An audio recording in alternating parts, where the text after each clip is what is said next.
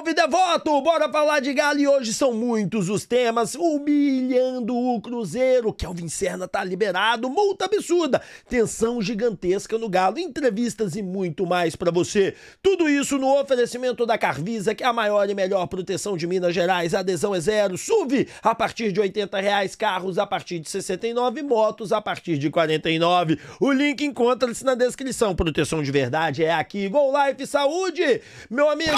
Telemedicina e consultas online ilimitadas, R$1.200 de reembolso e medicamentos, exames e consultas com preço fixo, igualzinho na Unimed, planos individuais e planos para a família toda. Go Life Saúde é a melhor assistência à saúde do mercado. Papum, crédito na hora, só tem um lugar, é na Papum, o link está na descrição do vídeo. Detalhe importante, na Papum o crédito cai na hora para você. Nós parcelamos de 12 a 18 vezes o crédito. O link está aqui na descrição. Precisou de crédito, tem cartão de crédito com limite? Pode correr para Papum. Limpa Nome SA, seu nome está no SPC, Serasa, Boa Vista, está negativado? Por apenas R$599 nós tiramos, e tudo isso com uma medida legal, sem cambalache, tudo de acordo com a lei. Apenas R$599 para você ter um nome limpo. Pizzaria Guarani, sabor, tradição, qualidade, tudo ao seu dispor, 24 horas por dia. Corre para Pizzaria Guarani, aqui nós entregamos o que você realmente precisa, aquela pizza e os salgados de qualidade que você tanto merece. Rapaz, a Eletromi BH vai entregar para você o seu celular novo. Afinal de contas, temos Xiaomi, Realme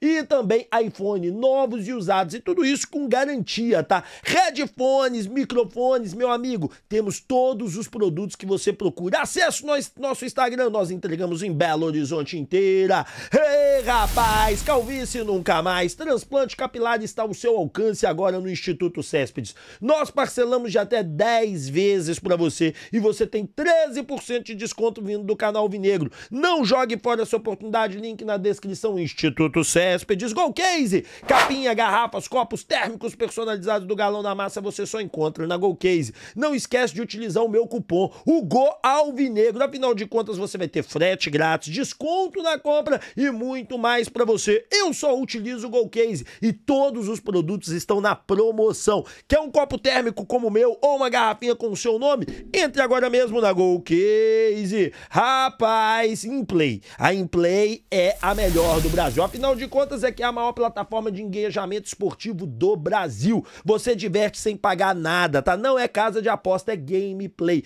Você clica e coloca lá o que você acha que vai acontecer no jogo. E quem é que lidera a liga do canal Alvinegro? Quer brincar com o Rap Show e ainda concorrer a uma camisa do Galo oficial grátis?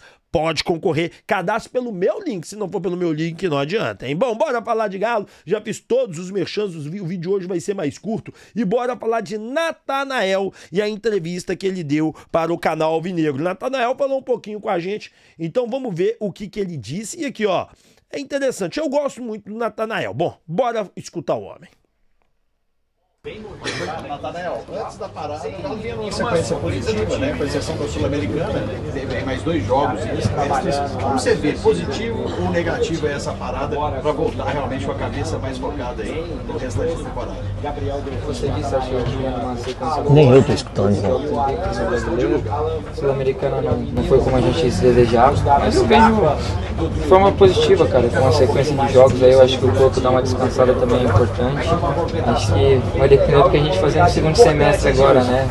Essa resposta a gente vai ter que dar no segundo semestre. A gente sabe que tem jogos importantes pela frente, muito decisivos, mas eu tenho certeza aí que o grupo está bem preparado para fazer grandes jogos. Natanael, essa parada agora vai culminar numa volta que o Galo tem que se reprogramar, porque acabou indo para os playoffs da Sul-Americana e perdeu as partidas que teria dentro de casa contra adversários ali na intermediária.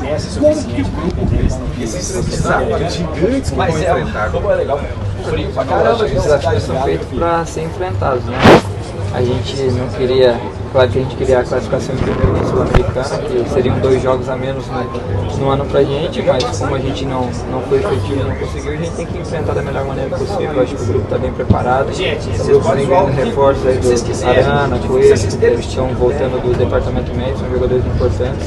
Tenho certeza aí que o grupo vem treinando muito bem para esse segundo semestre ser ainda melhor do que o primeiro. E Natanael, falando um pouquinho do treino de hoje, deu para ver que vocês trabalharam bastante pós-perda da bola, pressão, nunca pediu bastante nessa atividade? A gente vem treinando também um pouco da nossa marcação alta, ajustando alguns detalhes, fazendo a forma como o Bahia também sai jogando, para a gente chegar no jogo não ter nenhuma dúvida, cada um pode cumprir a sua função. Sabe que é um jogo importante no sábado. Acho que é isso, é treinar pressão na bola, pós-perda também, que é importante para você correr menos também. Ao invés de você correr 70 metros para trás, você correr 10 metros ali para pressionar a bola é melhor. Então acho que o treino de hoje está mais voltado para isso mesmo. Natanael, o Atlético agora enfrenta o Bahia, que coletivamente vem muito bem, mas tem um jogador que cai ali pelo seu lado que vem se destacando, né, que é o Eric Puga. Eu queria que você falasse sobre esse confronto com ele, que se já tem estudado alguma coisa, ou se vai ficar mais pro resto da semana. É um jogador que eu enfrentei ano passado, quando ele estava no Ceará. Sei que é um jogador que tem bastante qualidade, tem 1 para 1 bem forte. Claro que a gente vê vídeo, a gente estuda. No jogo nem sempre acontece como a gente espera, ou acontece também, mas a gente se busca preparar da melhor maneira possível. É um jogador que eu já conheço, espero que eu leve a melhor que ele no sábado. Espero que a equipe também faça um grande jogo para a gente sair vitorioso e entrar no G6. Natanael, falando um pouco mais de Bahia, a gente sabe que as duas equipes puderam descansar muito, né? Mas hoje o Bahia joga, queria que você avaliasse como isso pode ajudar o Atlético no sábado, né? Os dois times que viriam aí de um descanso maior, mas o Bahia agora tem um compromisso hoje. Primeiro acho que é ver o jogo deles hoje à noite também, para dar uma olhada, para ver como eles voltam nessa parada. A gente sabe que é um grande time, tem um meio de campo também muito qualificado, a gente sabe disso. Cara, não sei até que ponto faz a diferença de jogar. Aqui no futebol brasileiro a gente joga a cada 3 dias, né? E a gente tem que estar sempre mantendo o nível, mantendo a intensidade. Claro que eu acho que tem uma semana inteira para a preparação talvez seja melhor, então a gente está buscando aí se preparar da melhor maneira possível para fazer um grande jogo no sábado. Natanael, você no final da temporada, eu perguntei para você o que você tinha achado, final da temporada não, de meio de temporada, né? Perguntei a você o que você tinha achado, se foi que foi bem, eu concordei com você, só que agora é o seguinte, cara, é de 3 em 3 dias, literalmente, até o dia 12, aí depois tem uma paradinha. Como é que vai ser essa preparação? Tive um mês de folga e de repente é de 3 em 3 dias, fisicamente falando, como vai ser para você? Cara, acho que a gente tem que estar o máximo preparado, não só mais como todo o elenco. A gente sabe também que a gente tem um elenco qualificado que se precisar rodar, se precisar dar minutagem, a gente tem também jogadores que vão entrar e vão dar o seu máximo. Eu busquei me preparar da melhor maneira possível aí nesses dias que eu fiquei parado, aí também busquei treinar, busquei manter meu corpo na ativa, voltando agora também tentando dar o meu melhor no dia a dia para estar bem preparado, né, cara? Aguentar essa batida aí até o final do ano. Acho que esse primeiro semestre foi bacana, foi bom. Mais importante também que não tive lesão e agora é manter até o final do ano aí. A gente sabe que é jogos a cada 3 dias, também manter o corpo saudável para não se machucar, acabar não ficando fora de jogos. Acho que isso é o mais importante. Natanael, falando um pouquinho mais pra frente... Pode ir? Pode? Espera aí, passar. Falando um pouquinho mais pra frente, né? Tá todo mundo ansioso, pensando também em Copa do Brasil, Flamengo de novo pela frente. Você acha que talvez seja o melhor momento para pegar o Flamengo? O Atlético vem mais descansado e o Flamengo vem de um super mundial. Talvez seja a hora da revanche agora? A gente sabe que é um adversário muito qualificado, a gente sabe que vai ser um jogo dificílimo, mas a gente vai buscar fazer a nossa parte, fazer o nosso melhor e o nosso objetivo é passar, independente de quem esteja do outro lado. Se é Flamengo ou não é, a gente vai buscar fazer o nosso melhor. Não sei, como eu disse, não sei até que ponto essa parada vai ser benéfica ou não, ou se os jogos no Mundial vão fazer diferença. Claro que a gente sabe que teve um desgaste maior deles por ter jogado, mas eu acho que a gente não tem que se preocupar com o que eles fizeram ou não, a gente tem que se preocupar com o nosso, chegar da melhor maneira possível nesse confronto aí e passar de fase, que é o nosso objetivo. Natanael, o Atlético jogando os playoffs da Copa Sul-Americana aumentou 2 jogos no calendário. E nessa sequência do mês de julho para agosto, né, 6 jogos, apenas um jogo em casa, que é contra o Bucaramanga, o jogo da volta. E aí Bahia, Palmeiras, os 2 jogos contra o Flamengo, jogando fora de casa. Até que ponto e como o elenco vê isso, essa sequência de jogos? E na sua opinião, tem que rodar o elenco para manter o mesmo nível de concentração, para conseguir resultados? Bom, respondendo a tua primeira pergunta, eu acho que isso eu deixo que o pessoal da fisiologia, que tem mais os nossos dados, acompanha a gente no dia a dia aí. É claro que a gente sabe que vai ser jogo atrás de jogo, jogos que vão exigir o nosso máximo, né? São mata-matas que a gente tem pela frente, são jogos duríssimos no Campeonato Brasileiro. E se precisar rodar o elenco, a gente sabe que tem um elenco muito qualificado, a gente sabe que os jogadores que entrar vão manter ou elevar o nosso nível, então acho que a gente não tem que estar preocupado com isso, a gente tem que fazer o nosso melhor e quando entrar no jogo dar o nosso melhor, pensar no próximo jogo, que é sempre o mais importante. Olha, falando do aspecto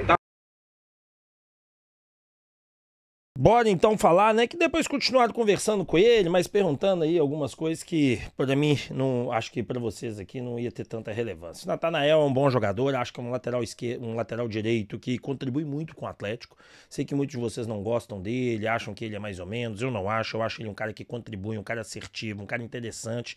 Eu acho que é um cara que a gente tem que ter sempre como prioridade no nosso elenco aí, é um jovem que vai ser vendido, viu? Inclusive tem times espanhóis de olho nele. Bom, lembra daquela polêmica do Ricardo Guimarães com o Vene Casagrande? Pois é, eu avisei a vocês que aquilo que o Vene Casagrande estava fazendo era merda, que ele estava fazendo errado, que ele fez caquinha. Falei e deixei isso muito claro para vocês, né? E aí muitos lá tá puxando o saco da SAF, falei, não, gente, isso é jurídico. O que o Vene Casagrande tá falando ali vai gerar um problema para ele, vai tomar o processo e vai perder se ele insistir, porque aquilo ali não é uma questão de jornalismo, aquilo ali ele tá atribuindo um fato que não é verdade. Bom, o Vene Casagrande foi lá e já, né, para poder evitar o processo, para poder evitar o problema, ele já se retratou. Tá aqui, ó. Vou ler para vocês. Em postagem realizada em dia 19 e 20 de maio deste ano sobre a iniciativa do Cuiabá Esporte Clube junto ao Banco Central para a cobrança de valores relacionados à compra do atleta Daverson pelo Atlético Mineiro do SAF, mencionei indevidamente que o Banco BMG e seu acionista Ricardo Guimarães também eram alvos de cobrança por inadimplência.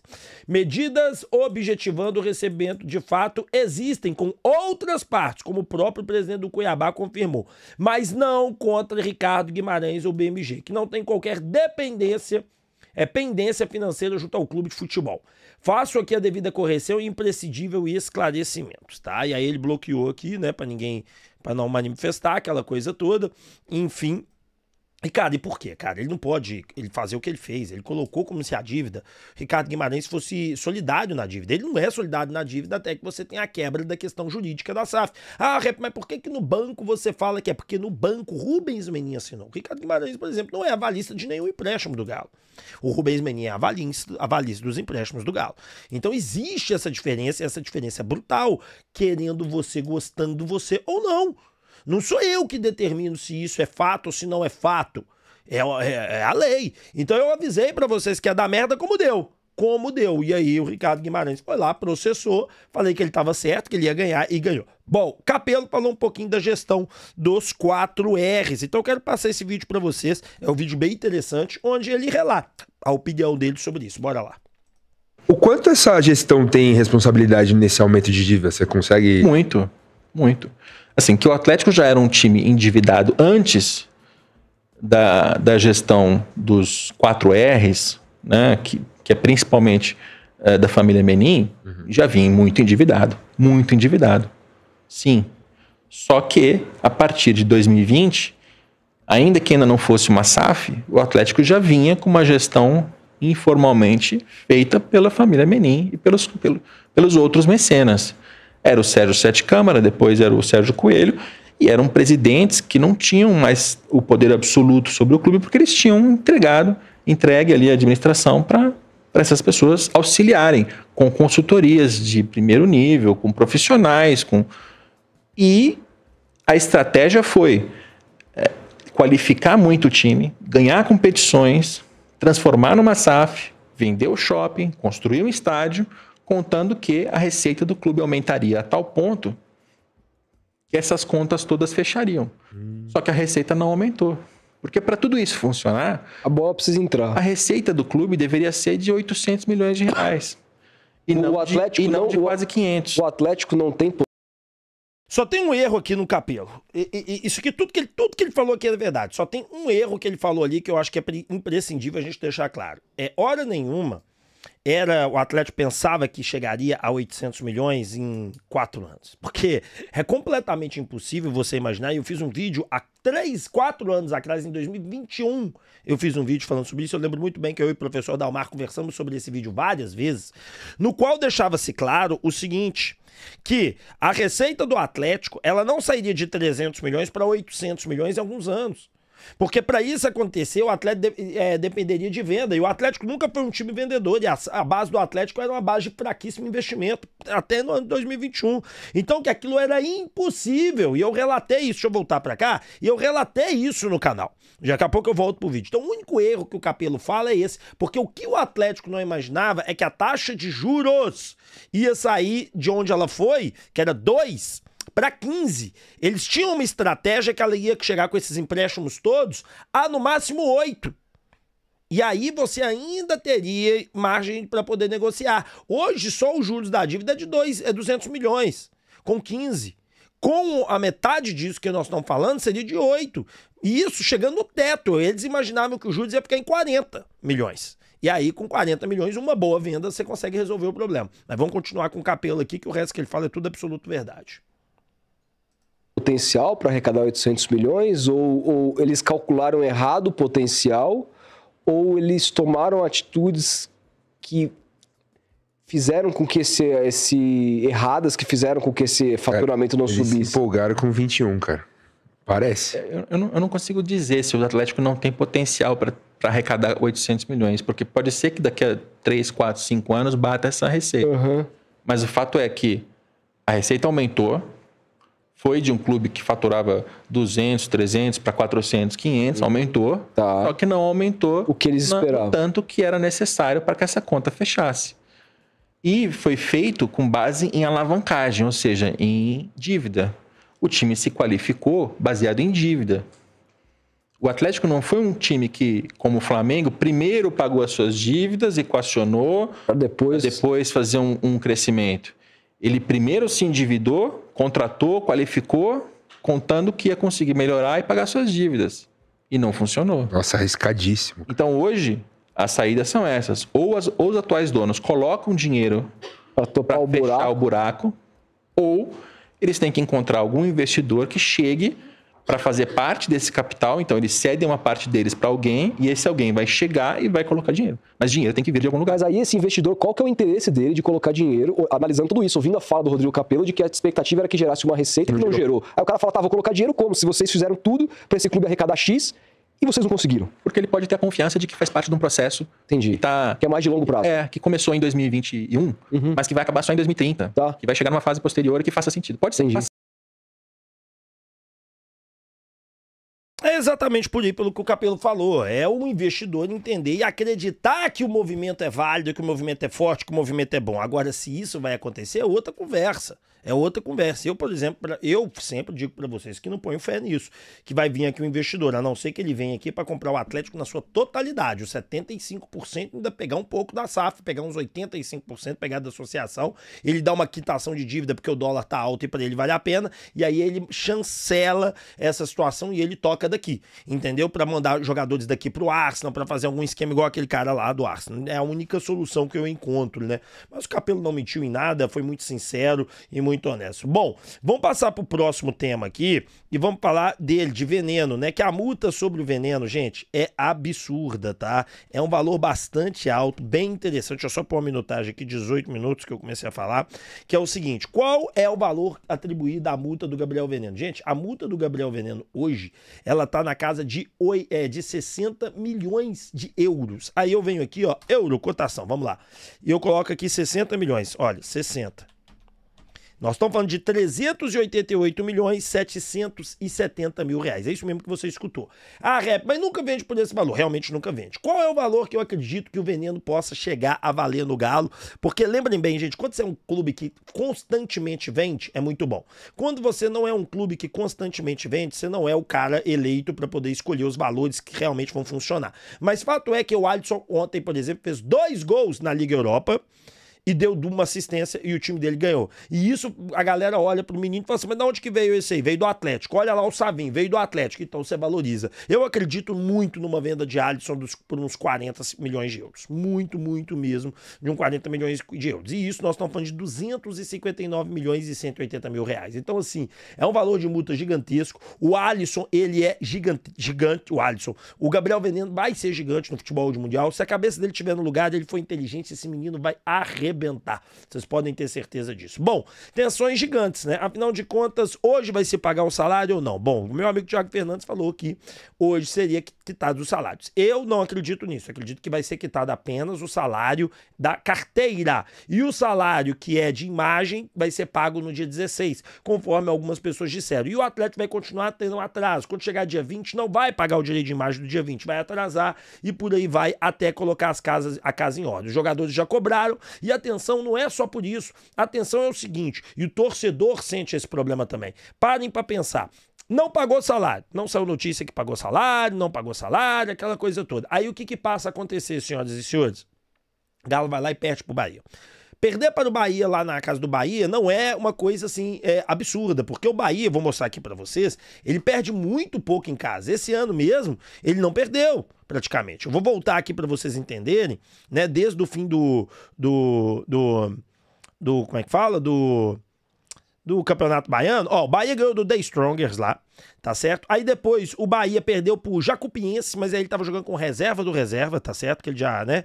É aquela coisa, aí quando foi o titular, ganhou de 5-0 fora, só pra você ter ideia. Tava jogando com reserva. Então aqui eu não vou nem considerar. Ganhou do Boston River na Libertadores, ó. The Strong na Libertadores, Boston River na Libertadores, tá certo? Aí depois o Bahia ganhou do Ceará na Libertadores, empatou com o Corinthians, empatou com o Inter. Aí depois empatou com o Mirassol. Aí depois ganhou do Ceará, depois ganhou do Atlético Nacional. Aí ele perdeu pro Palmeiras. É a primeira derrota deles, tá? Pra time mesmo, assim, que realmente eles estavam disputando um negócio e tal. Aí depois eles perdem também pro Nacional do Uruguai. Aí você fala, mas ganhou do Botafogo, tá certo? Aí depois eles vêm e ganham do Vitória. E depois eles também ganham do Paysandu. Depois disso, eles ganham do São Paulo. Depois disso, eles ganham do Náutico. Aí depois disso, eles ganham do Fortaleza. Ou seja, você tem 2 derrotas na temporada. E eu olhei o histórico do Galo lá. O histórico do Galo nem é bom. Ah, Rep, você já tá justificando uma derrota. Não estou dizendo isso. Entenda bem, não seja uma pessoa que não escuta até o final e já vai formulando o pensamento. Eu tô mostrando pra vocês que o Bahia é um time que em casa perdeu só 2 vezes esse ano. Tá certo? Quando ele jogou com o time principal dele. Quando jogou com as reservas, outra história. O problema que eu enfrento aqui, que eu não sei como é que o Bahia vai jogar. Se ele vai jogar com o time titular ou reserva. Por quê? Porque ele tem um jogo importantíssimo na terça-feira, né? Na Sul-Americana. Mas fato é, e é contra o América de Cali, 21h30. Então o descanso do Bahia seria bem pouco, apesar dele jogar em casa. Só que o problema é o seguinte, cara. O problema é que o Atlético não vem bem, então não quer dizer que vai vencer. E o Atlético ainda tem essa história de salário atrasado. Então qualquer resultado que não seja vitória vai criar uma tensão. E os responsáveis, que não são responsáveis por isso, que é o Cuca e o Paulo Brax, que inclusive eu pus na capa, eles que vão aguentar o cargo. Eles que vão aguentar a carroça. O Paulo Brax, ele é pago para isso mesmo, né? Então, fuedas, né? A verdade é essa. Mas há uma tensão grande, porque os jogadores fizeram uma reunião, então eles estão incomodados, obviamente. Ninguém faz reunião, ninguém enche o saco se não estiver incomodado. Outro fato é que o Atlético precisa da solução para isso, porque o Atlético não contrata com essa justificativa, que é uma justificativa blasé pra cacete, né? A vida inteira se contratou, não, mas nós agora não iremos contratar porque nós não pagamos o salário. Meu amigo, não vamos falar que reforço é salário, não, porque reforço não é salário. Salário é obrigação, reforço é reforço. Sabe o que é reforço em remuneração? Premiação por jogo ganho. Isso você está reforçando. Agora, salário é apenas uma obrigação. E reforçar esse time é importantíssimo para vocês que estão na direção do Atlético atingir os objetivos ideais. Senão, vocês estão ferrados. Porque quartas de final da Copa do Brasil para chegar lá, que é uma das metas esportivas, é contra o Flamengo. E vocês estão falando que vão para semifinal de Sul-Americano se vocês não conseguirem ir para a fase de grupos. E Brasileirão, 6º lugar, tem 7º. Então tudo que vocês estão montando está afundando. Então vocês têm que ter discernimento de resolver a questão salarial o mais rápido possível e contratar para que esse time não afunde. Então a situação é tensa sim e só não enxerga quem não quer. Quem não quer, quem tá tapando o olho, acha que tá tudo bem, mas não está tudo bem. Bom, vamos dando continuidade aqui, vamos falar de Kevin Serna. Esse daí é um nome interessante. Olha pra você ver. Kevin Serna é um cara que joga, deixa eu mostrar pra você aqui. Ele não é um cara tão velho. Ele tem apenas 27 anos, colombiano, joga pela ponta direita e o Fluminense está topando emprestar ele. O Atlético Nacional negocia a contratação do Kevin Serna do Fluminense. O Clube Carioca está disposto a emprestar o ponto com opção de compra e salários pagos integralmente pela equipe. Serna já deu aval. Cara, o Serna, ele é um bom ponta direita, ele ajudaria muito o Galo, nós poderíamos passar o Scarpa para armação. O Serna poderia ser ali o reserva do Júnior Santos ou o titular da posição. Nós apenas ganharíamos com isso. Nós apenas ganharíamos. Porque não estamos precisando, não estamos sem dinheiro. Bora contratar um cara que possa ajudar. Bora contratar um cara, sabe quantos gols ele tem da Série A do Campeonato Brasileiro? 3 em 9 jogos. E olha que ele é reserva. Do Carioca ele tem 1 gol e 1 assistência, olha que ele é reserva. E na Sul-Americana ele tem 2 gols e olha que ele é reserva. Na temporada ele tem 2, 3, 4, 5, 6, 7 gols. Entendeu? Como ponta. E ele é um quebrador de linha. Então eu acho que o Atlético poderia ir atrás dele, que ajudaria muito. Agora o que eu quero falar com vocês é que cruzeirense sempre é humilhado. Gente, outro dia eu dei um exemplo aqui e veio os cruzeirenses me encher o saco, rindo da minha cara, mas fato é comprobatório.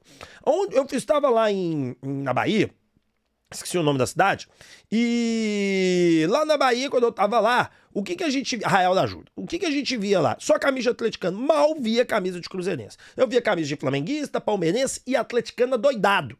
E olha que o Galo não tá bem. Já de cruzeiro, nenhuma. Aí os cruzeirenses, isso é conversa, é mentira, beleza. Um rapaz fez o teste na rua. Olha aqui, ó, vou colocar pra vocês o teste do rapaz aqui e saca só o que ele viu. Quantas e quais camisas de time a gente encontrou aqui na Feira Hip de BH, que é uma das maiores feiras do mundo?